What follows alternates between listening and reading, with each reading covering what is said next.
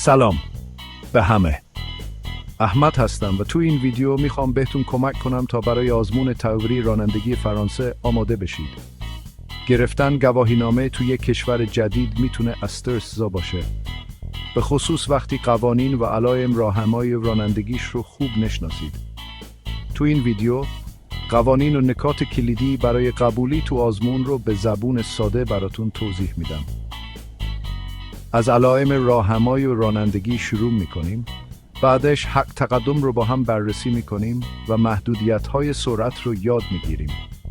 در مورد چراغ راهنمایی، فاصله ایمنی، علائم جاده و قوانین مربوط به التکل رانندگی هم صحبت خواهیم کرد. در آخر هم نکاتی رو برای قبولی تو آزمون میگم. پس تا آخر ویدیو همراه هم باشید و اگه سوالی داشتید تو کامنت ها بپرسید.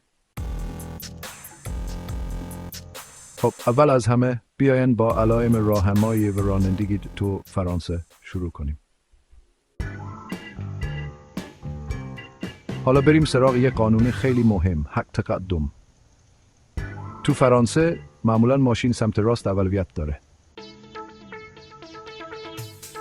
محدودیت سرعت هم که خیلی مهمه. تو شهر 50 کیلومتر، خارج شهر 80 کیلومتر و تو بزرگراه 130 کیلومتر. چراغ راهنمایی که دیگه ساده است. قرمز یعنی ایست، زرد یعنی آماده باش و سبز یعنی حرکت کن. فاصله ایمنی هم یادتون نره. یه قانون ساده داره، سرعتتون رو تقسیم به 2 کنید. خطوط روی جاده هم خیلی مهم هستن. خط پیوسته یعنی نباید ازش رد بشید. اگه گواهینامتون جدیده، حق ندارید بعد از خوردن الکل رانندگی کنید. گواهینامه رانندگی تو فرانسه 12 امتیاز داره و با هر تخلف یه تعدادی از این امتیازها کم میشه.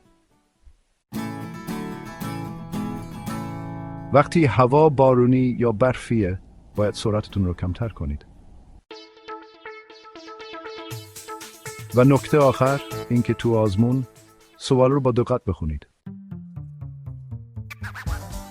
خب اینا نکات مهمی بودن که باید برای آزمون تئوری رانندگی فرانسه بدونید. امیدوارم این ویدیو بهتون کمک کنه تا راحت‌تر گواهینامه بگیرید. یادتون باشه که تمرین زیاد رمز موفقیت تو این امتحانه. یه سری اپلیکیشن و سایت خوب هم هستن که میتونید ازشون برای تمرین استفاده کنید. لینک این اپلیکیشن ها و سایت ها رو تو توضیحات ویدیو میذارم. اگه از این ویدیو خوشتون اومد، لایک کنید و کانال منو سابسکرایب کنید. موفق باشید.